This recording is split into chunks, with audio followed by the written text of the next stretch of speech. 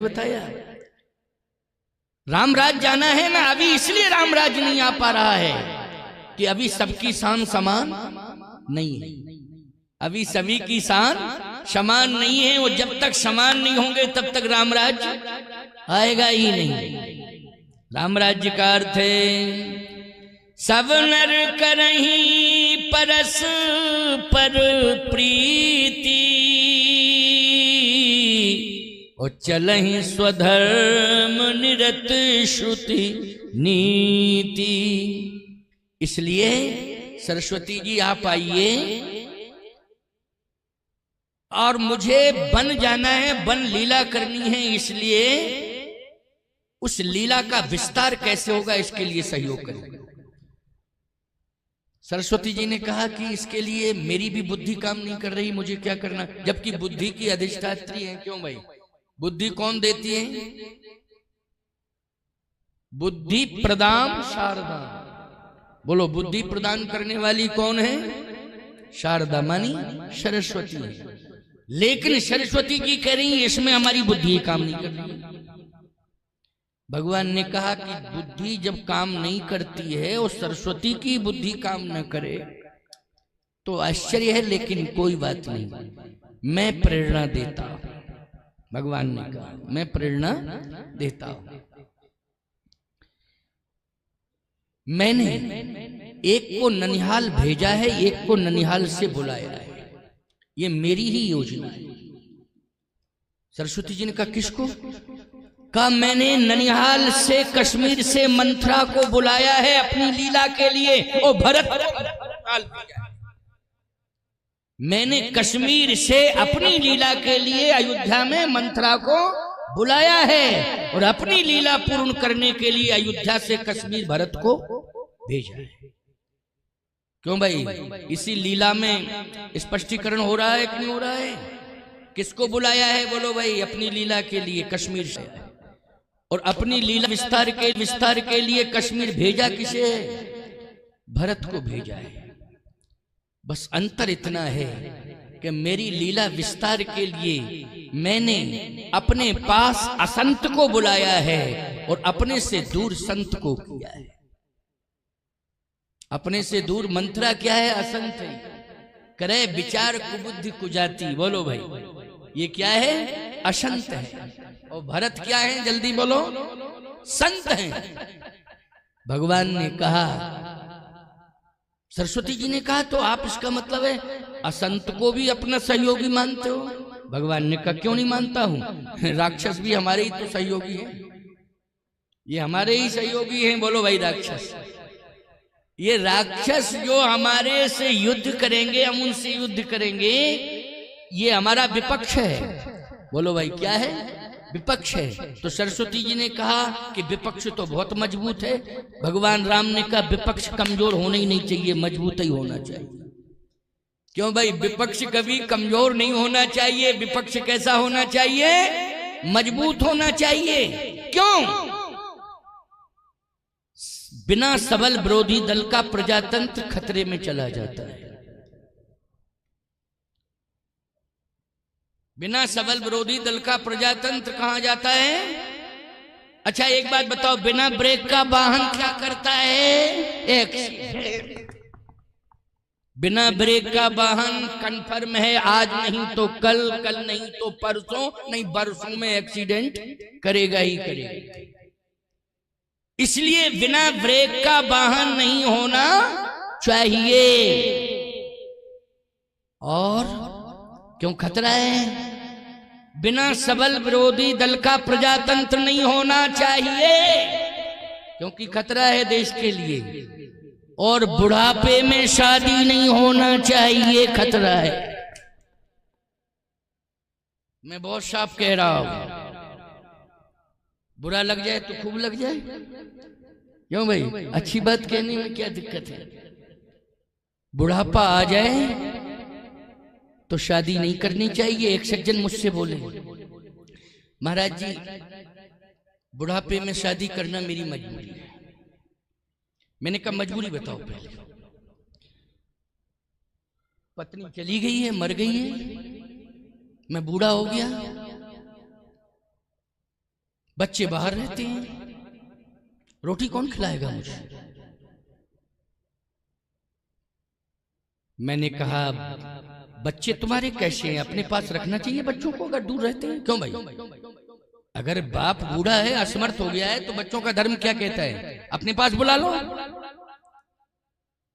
बोले महाराज जी बहू खतरनाक आ गई है, इसलिए वो लड़का डरता है मेरा और कहता है पापा जी वहीं आप व्यवस्थित रहो, किसी तरह से थोड़ा सा मेरे ऊपर रहम करो। मैंने कहा तो बच्चा रहम नहीं कर पा रहा है, बाप को नहीं रख पा रहा है, तो मैं रखूंगा तुम्हें, चलो मेरे पास चित्रकूट। महाराज जी क्या कर पाऊंगा, मैं तो बूढ़ा हो गया, कुछ करे। अरे भजन कर पाओगे कि नहीं? भाई कुछ काम नहीं कर पाओगे तो राम राम जप पाओगे कि नहीं? बोलो बुढ़ापे में इतना भी नहीं कर सकते हो तो भाड़ जाओ। किस काम के तुम, किस मतलब के हो जब बुढ़ापे में भजन भी नहीं कर सकते हो? मैंने कहा चित्रकूट चलो, राम राम कहना, भोजन मिलेगा। बीमार हो जाओगे तो आयुर्वेद का अस्पताल है, निःशुल्क इलाज होता है हमारे यहाँ। आयुर्वेद का है, कामतगिरी औषधालय, निःशुल्क, चाहे अमीर गरीब कोई भी आ जाए, लाइन में लग जाओ, औषधि लो। और ऐसा भी नहीं है कि औषधियां खाली रहता हो, डिस्पेंसरी औषधि ना ना भरी पड़ी रहती है। मेरा निर्देश है औषधियों की कमी नहीं आनी चाहिए। कम से कम 150-200 मरीज प्रतिदिन, 150-200 मरीज प्रतिदिन जाते हैं। आइए वकील साहब ये हमारे शिष्य भी हैं और ये आर्मी के बहुत बड़े वकील हैं, पूरे देश में आर्मी की वकालत करते हैं। बैठ जाओ, कुर्सियां पड़ी होंगी कहीं सिस्टम में। तो कथा और ये रामचरितमानस पर टीका बहुत अच्छी करते हैं। इस समय विनय पत्रिका पर लिख रहे हैं, विचार भाव लिखते ही रहते हैं। एडवोकेट के साथ में अत्यधिक धार्मिक भी है और तुलसीदास जी के 12 ग्रंथों के प्रति पूर्ण निष्ठा है। तो चित्रकूट आए, महाराज जी की कथा चल रही, दर्शन होगा, कथा भी सुनेंगे। आए तो आइए सुनिए, चर्चा कहाँ चल रही थी जरा बताओ? बुढ़ापे में क्या करना चाहिए? भगवान का भजन। मैंने कहा भजन करो। कहता है महाराज जी कल बताएंगे। चलो भाई कल बता देना। कल आया, मैंने कहा क्या सोचा तूने? बोले महाराज जी यही सोचा है कि जिंदगी भर इसी घर में रहे हैं, अब इसी में मरेंगे। रात भर में यही सोच पाया, रात भर में यही सोच पाया। और याद रखना उस व्यक्ति ने भोजन का प्रबंध भी कर लिया कुछ समय बाद, और जैसे ही भोजन का प्रबंध हुआ तो भोजन तो मिला नहीं, वो पूरा संपत्ति अंपत्ति जो रखा था वो सब। इसलिए मैं कहता हूं बुढ़ापे की शादी बिना ब्रेक का वाहन और बिना सबल विरोधी दल का प्रजातंत्र, ये इंसान को श्मशान तक पहुंचाने के लिए सुपरफास्ट का काम करता। इसलिए बचने की जरूरत है, सावधान होने की जरूरत है। बुढ़ापा भगवान के भजन में बिताओ। जवानी भज सेवायाम धातु से भजन शब्द निष्पन्न होता है, इसलिए जवानी सेवा में बिताओ। किसमें? सेवा में। ये जवानी में हाथों से जो सेवा होगी, चाहे बहू हो, चाहे बेटा हो, चाहे बहन हो, चाहे भाई हो, जवानी में यदि इन हाथों से तुम सेवा कर रहे हो तो ये सेवा ही तुम्हारे जीवन का और जवानी का भजन माना जाएगा। प्यारे, ये शास्त्र कहता है, ये भजन माना जाएगा। इसलिए जवान बच्चों से सेवा के लिए कहा जाता है, बहू बेटियों से कहा जाता है भोजन तैयार करो बेटा, ये तैयार करो, हमारी मदद करो, सहयोग करो। बोलो बूढ़ों से कहा जाता है ना? नहीं नहीं, जवानों से कहा जाता है। ये सेवा है। भज सेवायाम धातु से ही भजन बना है। इसलिए भरत जी ने सेवा स्वीकार की है। बोलो, अपने जीवन में भरत जी ने किसको स्वीकार किया है? सेवा को। मैं सेवा करूंगा। भरत जी के लिए ही मानस में गोस्वामी जी ने लिखा है, सिर भर जाऊं, सिर भर जाऊं,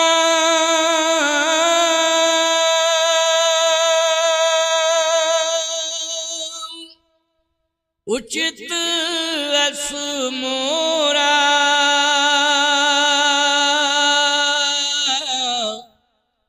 सबते सेवक धर्म कठोरा। सिर भर जाऊं उचित अस मोरा, सबते सेवक धर्म कठोरा।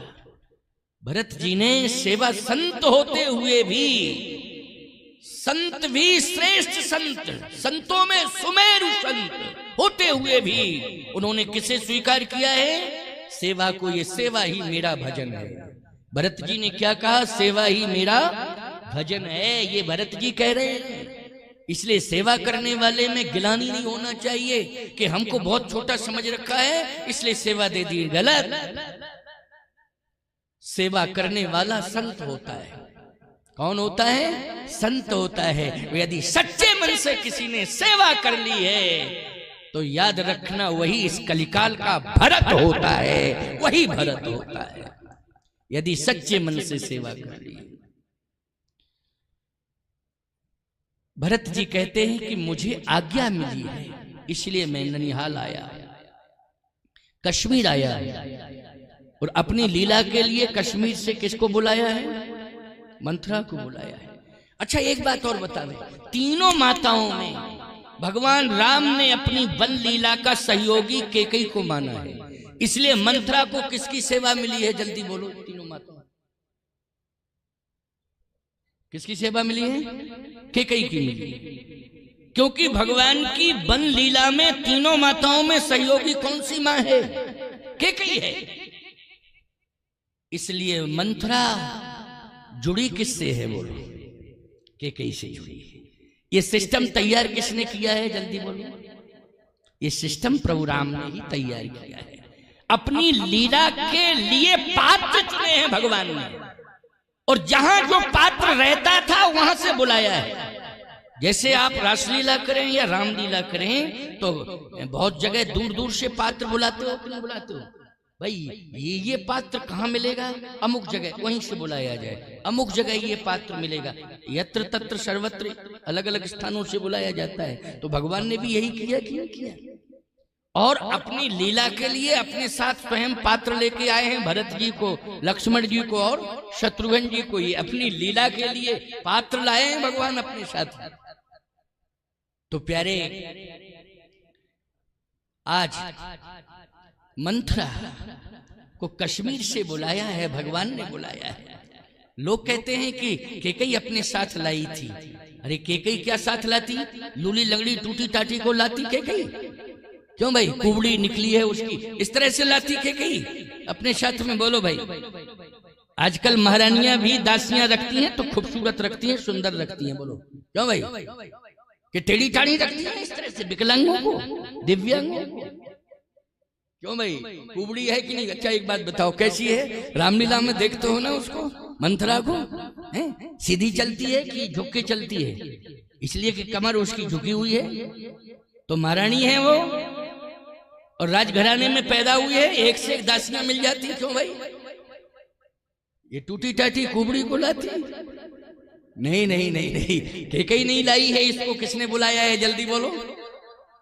भगवान की प्रेरणा से आई है। भगवान ने कहा ये पात्र मेरे लिए है, इसलिए मेरी वन लीला का सहयोग करने वाली यही है मंथरा, इसलिए इसको पहुंचाओ। नाम मंथरा मंदमती। अच्छा, मंद बुद्धि वाली है। कोई भी महारानी या राजकुमारी हो या महारानी हो, अपने साथ जो सेवा करने वाली रखेगी, बेवकूफ महिला को रखेगी कि होशियार को? जल्दी बोलो। होशियार को रखेगी कि नहीं? अरे भाई साधारण परिवार की कोई हो तो परेशान रहे, जैसी मिली तैसी मिली, क्या बता, महंगाई का जमाना, पैसा नहीं देने को, तो जैसी मिली तैसी मिली सेवा के लिए। लेकिन नहीं, वो तो महारानी है, महाराज केक नरेश की बेटी राजकुमारी है, यहाँ अयोध्या में महारानी है। वो दासी भी रखती या लाती अपने साथ तो योग्य दासी लाती, बोलो लाती कि नहीं लाती, और यदि लाती तो सर्वांग सुंदर दासी लाती अपने साथ में। कश्मीर में तो वैसे भी कमी नहीं है सुंदरता की, बोलो भाई, कश्मीर में क्या सौंदर्य की कमी है? क्या कश्मीर में सुंदरता की कमी है? बोलो भाई, कोई कमी नहीं। लेकिन ऐसी असुंदर टूटी टाटी ऐसी ले आई, ये केकई नहीं ले आई। इसको किसने बुलाया है? जल्दी बोलो। भगवान राम ने बुलाया है अपनी लीला के लिए कि मुझे अपनी वन लीला करनी है। असंत को क्या विचार उसके अयोध्या में ही बदले? उसके विचार तो कश्मीर में इससे ही बदले हुए आए थे। बोलो भाई, स्वभाव बचपन में जैसा होता है 55 में वैसा ही रहता है, परिवर्तन ज्यादा नहीं होता है, याद रखना। समझ रहे हो कि नहीं? अब बताओ भाई, इस तरह की कंडीशन वाली दासी केकई लेके आ रही है तो ये केकई की इच्छा है कि भगवान की? जल्दी बोलो, भगवान की इच्छा है। बोलो है कि नहीं? अच्छा, बुद्धि में भी तीव्र बुद्धि वाली नहीं है। किस बुद्धि की है? मैं नहीं कह रहा हूं, रामायण में तुलसीदास जी से बात करना क्यों लिखा है? मेरे से मेरी खोपड़ी खराब कोई मत करना प्रवचन के बाद कि आप क्या कह रहे थे। मैं क्या कह रहा हूं? रामायण में तुलसीदास जी ने लिखा है, नाम मंथरा मंदमती चेरी के कई के अजस पिटारी ताही करे गई गिरामती फेर। सरस्वती जी ने कहा, तो आपने बुलाया है, मैं क्या सहयोग कर सकती हूं? कहा, मंथरा से जाके मिलो और वो मंथरा केकई को प्रभावित करेगी और केकई मां मुझे वन भेजने का प्रबंध करेगी। सरस्वती जी ने कहा, जब वो मंदई बुद्धि वाली है तो फिर ऐसी मंद बुद्धि वाली कितनी सफल हो जाएगी? भगवान ने कहा, इसलिए तो तुझे बुलाया सरस्वती, तू बुद्धि दे, तू अपनी ताकत लगा, तभी तो तुझे बुलाया, नहीं काहे को बुलाता? भाई मंद बुद्धि वाली है लेकिन तेरे पास तो बुद्धि का खजाना है, बुद्धि का खजाना है तो दे दे बुद्धि, मेरी लीला सफल हो जाएगी। सरस्वती जी ने कहा, आपकी आज्ञा है तो क्यों नहीं। अजस पिटारी ताही करी गई गिरामती फेर। अपयश की पिटारी मंथरा के सिर पर सरस्वती ने रख दी। राम वनगमन की जो अपयश की पिटारी किसके सिर पर पहले रखी गई? मंथरा के सिर पर रखी गई। अब मंथरा ने कहा, क्या रख दिया मेरे ऊपर? मैं तो बहुत हल्की फुल्की बुद्धि वाली थी, लेकिन लग रहा है कुछ मस्तिष्क में ऐसी ऊर्जा का प्रवेश हो रहा है कि सारी दिमाग के जितने भी तंत्र हैं वो सब जो है सुसुप्ति अवस्था से जागृत अवस्था में हो रहे हैं। और सरस्वती काम कर रही है। क्यों भाई, कर रही है कि नहीं कर रही है?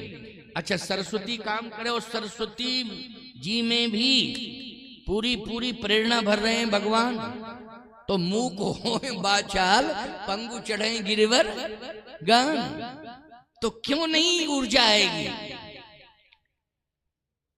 लेकिन सावधान, अपयश की पिटारी का अर्थ है जो सिर पर सरस्वती ने रखा है वो 100 सौतों की कथा का पूरा जो है जितना साहित्य था 100 सौतों की कथा का जिसको सौत पुराण कह लो, क्यों भाई, है नहीं? वो सारा का सारा जो है 100 सौतों की कथा का इतिहास पूरा का पूरा रख दिया किसके सिर पर? मंथरा के सिर पर। किसने रखा? सरस्वती ने।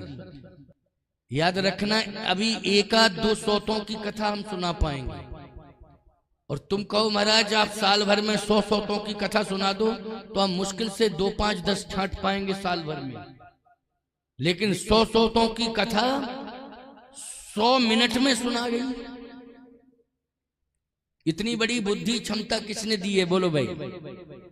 ये क्षमता सरस्वती ने दी है। किसको? मंथरा को। इसलिए नाम मंथरा मंदमति चेरी खे गई घेर, अजस पिटारी ताही करी गई गिरामती फेर। और मंथरा को उसने 100 सौतों की कथा सुनाई है। मंथरा ने केकई को, मंथरा ने केकई को कितनी कथाएं सुनाई हैं? 100 कथाएं। लेकिन कथाएं वो 100 किसकी हैं? सौतों की कथाएं।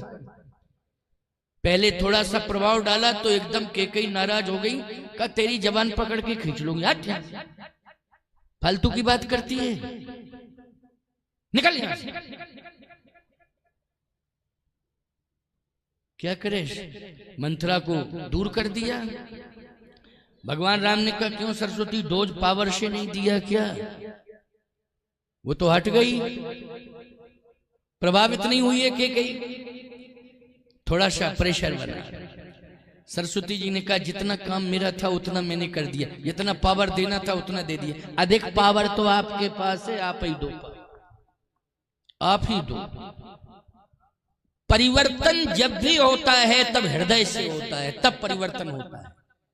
यदि केवल परिवर्तन की बात की जाए और लोग सुने तो सुन करके उन्हें लगेगा कि परिवर्तन करना चाहिए, लेकिन अगर वो हृदय स्पर्शी बात नहीं है तो परिवर्तन नहीं होगा, क्योंकि परिवर्तन के लिए हमें हृदय की आवश्यकता है, हृदय प्रभावित होना चाहिए। अच्छा, हृदय में कौन है? उर प्रेरक रघुवंश विभूषण, प्रेरणा देने वाले भगवान हैं। इसलिए जो परिवर्तन हुआ केकई के हृदय में, वो मंथरा की वाणी से नहीं हुआ है, भगवान राम की वाणी से हुआ है। प्रेरणा परिवर्तन के लिए किसने दी है? भगवान राम ने। और केकई जी भगवान की प्रेरणा पाकर के महाराज श्री दशरथ को विवश कर रही हैं कि आप जो है मुझे 2 वरदान देने के लिए कहे, 2 आज समय आ गया, एक तो भरत को राज्य और राम को वनवास। दशरथ जी ने कहा कि कई समझौता कर ले, राम अयोध्या में ही रहे,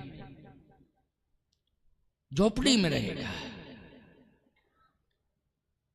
लेकिन ये नहीं कहा दशरथ जी ने भरत को बुलाया जाए, राजा बन जाए और राम को, फिर राम को रहने के लिए यही कह देते महाराज दशरथ कि भरत को हम बुला रहे हैं, और तूने कहा भरत राजा बन जाए। पहले नंबर पर कहा है कि भरत सुनो प्राण प्रिय भावत जी का देव एक बार भरत है, ठीक है, तो मैं भरत को बुलाता हूं, राजा बनाए देता हूं, पर भरत निर्णय दे दे राम के बारे में, कहां रखना है राम को।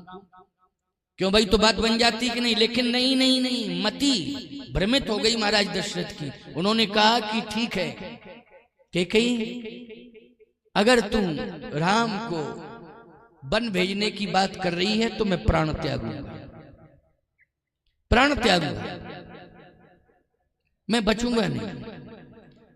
केकई ने कहा राम को बुला लो, राम क्या चाह रहे हैं? किसे बुला लो? राम को बुलाओ। यही बात कल चल रही थी, है ना। ये बात सरस्वती जी की थोड़ी सी छूट गई थी, इसलिए मैंने इसको आज जोड़ दिया है। लेकिन सत्य तो यही है कि राम को बुलाया जाए। तो राम जी को बुला के कौन लाए हैं? सुमंत जी महाराज। सुमंत जी ही को भवन में देख रहे हैं कि ये दृश्य पड़ा, ये विचित्र दृश्य है, ये विचित्र दृश्य है कि महाराज मूर्छित पड़े हैं। और सुमंत जी जाते हैं तो सुमंत जी को देख करके फूट फूट करके रो पड़े महाराज दशरथ, और कहते हैं सुमंत राम कहाँ है? अब राम जी प्रातःकाल उठ के रघुनाथा ब्रह्म मुहूर्त में जग के प्रणाम करते थे, पिताजी मिले ही नहीं रहे। भगवान राम खोजते फिर रहे हैं कि प्रणाम करते थे, लेकिन ना कनक भवन में, ना माँ कौशल्या के भवन में, ना सुमित्रा भवन में। ये कल्पना ही नहीं थी कि को भवन में। अंदर से सब पता है, ब्रह्म राम को पता है, लेकिन दशरथ नंदन राम को पता नहीं है। ब्रह्म राम को तो सब पता है कि मैंने पिताजी को कहां भेजा है, कहां पर है, लेकिन दशरथ नंदन राम जो बहिरंग लीला कर रहे हैं उनको तो ये पता ही नहीं है कि कहां है। सुमंत जी ने कहा, राम जी मैं तो पिताजी को खोज रहा हूं। राम जी ने कहा, चलो आप आ गए, आप ही को आदर कीन पिताशम लेकर आप आ गए तो आपको भी मैं प्रणाम करता हूं, लेकिन पिताजी कहां हैं? तो उदास थे सुमंत जी, कहने लगे कोप भवन में। भगवान राम ने कहा कोप भवन में आपको बुला रहे हैं, चलिए मैं चलता हूं। भगवान राम आ गए। अब सुनना जरा मेरी बात। भगवान राम आ गए। रात्रि महाराज दशरथ की रोते रोते व्यतीत हुई है कोप भवन में, और कश्मीर में भरत की रात्रि भयंकर स्वप्न देखने में व्यतीत हुई है। भरत जी की जो रात्रि कश्मीर में, ननिहाल में, कश्मीर में जो व्यतीत हुई है, वो किस में व्यतीत हुई है? भरत जी की। भरत जी की रात्रि जो है भयंकर स्वप्नों को देखने में।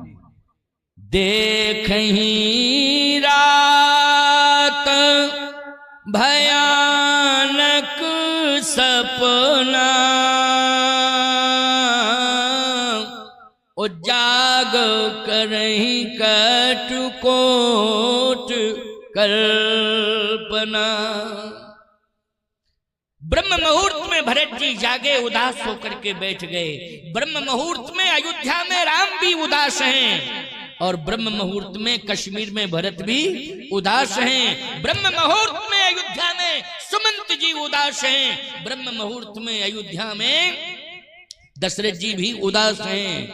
ब्रह्म मुहूर्त में कैकेयी भी उदास है, क्योंकि अब मेरे वरदानों, जो मैंने वरदान मांगे हैं, उनकी पूर्ति होती है कि नहीं होती है, इसलिए क्रोध में भी है और उदासीनता भी है चेहरे पर। ब्रह्म मुहूर्त में प्रसन्न रहने की जरूरत है, उदास रहने की जरूरत नहीं है। भगवान राम को लेकर के आए सुमंत जी, तो भगवान राम देख के उदास हो गए। क्यों? अरे ये कंडीशन पिताश्री की, लेकिन मन ही मन मुस्काए भानुकुल भानु। देखो समझ लो इस बात को, बहिरंग दृष्टि से चेहरा कैसा है? उदास है, लेकिन मन में क्या है? मन मुस्काए। भानुकुल भानु और राम सहज आनंद निधान। बोलो भाई, वनवास के प्रकरण में, प्रसंग में भगवान राम का मन उदास है, मन मुस्काए, मन में मुस्कुरा रहे हैं, तो ये उदासीनता है कि प्रसन्नता है?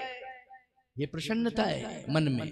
क्यों? मन का काम हो रहा है ना, इसलिए मन में प्रसन्नता है। मन मुस्काए भानु कुल भानु, राम सहज आनंद निधान। जैसे ही भगवान राम ने देखा, प्रणाम किया माता पिता को, कैकेयी जी को प्रणाम किया, चक्रवर्ती जी को प्रणाम किया। अब महाराज श्री दशरथ तो बोल नहीं पा रहे, क्षमता नहीं है बोलने की। भगवान राम ने माता कैकेयी से कहा, मां पिताजी की उदासीनता का कारण क्या है आप बताओ।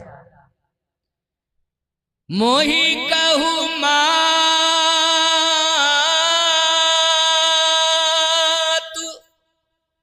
तात दुख कारण, और करिए जतन जही हो ये निवारण। हे मां, पिताजी इतने उदास क्यों हैं, बोल नहीं पा रहे हैं? आप बताइए, आप में बोलने की क्षमता है, मैं पिताजी के दुख का निवारण करूंगा, आप बताइए। कैकेयी का थोड़ी सी बात पर नाराज हो गए हैं, थोड़ी सी बात पर। भगवान राम ने कहा नहीं, पिताजी गंभीर हैं, थोड़ी सी बात पर तो नाराज हो ही नहीं सकते हैं, न दुखी हो सकते। थोड़े हु बात पितहि दुख भारी, होत प्रतीत न मोहिमह तारी। थोड़ी सी बात पर पिताजी को इतना दुख हो जाए, ये मुझे विश्वास नहीं। बात तो कोई है, वो बात आप बता नहीं रही हैं, आप बताएं। कि कहीं ने कहा तो सुन लो ना। इधर भरत जी जो है कश्मीर में नाना के यहां ननियाल में भगवान शंकर से प्रार्थना कर रहे हैं, हे भगवान शिव, आप मेरे परिवार पर कृपा करें। स्वप्न में मैंने देखा है कि मेरा परिवार दुखी है। अयोध्या में कोई भयंकर कष्टदायी परिस्थिति पैदा हो गई है, ये मैंने देखा है स्वप्न में। आंखों से आंसू गिर रहे हैं। इधर शिवजी का अभिषेक चल रहा है, तो शिवजी पर तो अभिषेक हो रहा है, जल गिर रहा है, लेकिन भरत की आंखों से आंसुओं की धार निकल रही है। शिव अभिषेक करहि विधि नाना। भरत जी कश्मीर में क्या कर रहे हैं? शिव अभिषेक कर रहे हैं। किसके लिए कर रहे हैं शिव अभिषेक? अपने परिवार की कुशलता के लिए कर रहे हैं। इसलिए श्रावण मास में तो शिव अभिषेक का विशेष महत्व है। और एक बात आपको बताऊं, आप सभी वैष्णवों ने पूरे भारत से इकट्ठा होकर के यहाँ चित्रकूट में, आप कहोगे महाराज हम तो राम कथा करा रहे हैं। याद रखना, शिव अभिषेक गंगा जल से होता है कि नहीं? और ये रामचरितमानस शिव का प्राण है, शिव का हृदय है। ये मानस क्या है? देखिए मैं एक बहुत अच्छा भाव दे रहा हूं, सुनते जाइए आप। क्योंकि आप कहोगे महाराज हम तो कथा सुन रहे हैं, अभिषेक तो नहीं हो रहा है।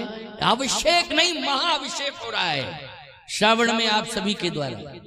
और यदि इस बात पर कोई टिप्पणी माइका लाल करे तो मुझसे बात कर ले, मैं कल भी आऊंगा कथा कहने के, मैं उसे उत्तर दे दूंगा। ये महाअभिषेक, महाशिव अभिषेक है।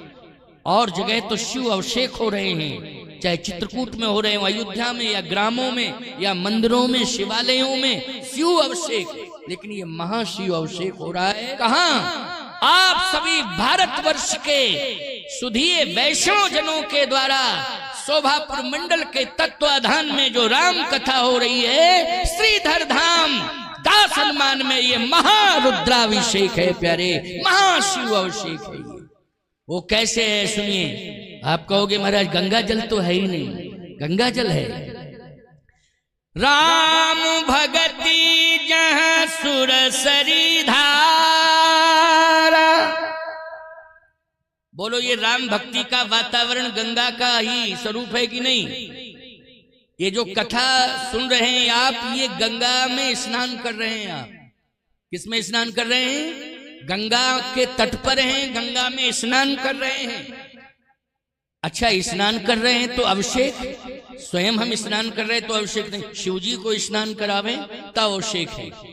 ये ग्रंथ है शिव का सात्विक स्वरूप, वास्तविक स्वरूप शिव का ग्रंथ रामचरितमानस। कैसे? रची महेश निज मानस राखा, ओ पाए सुसमय शिवासन भाखा।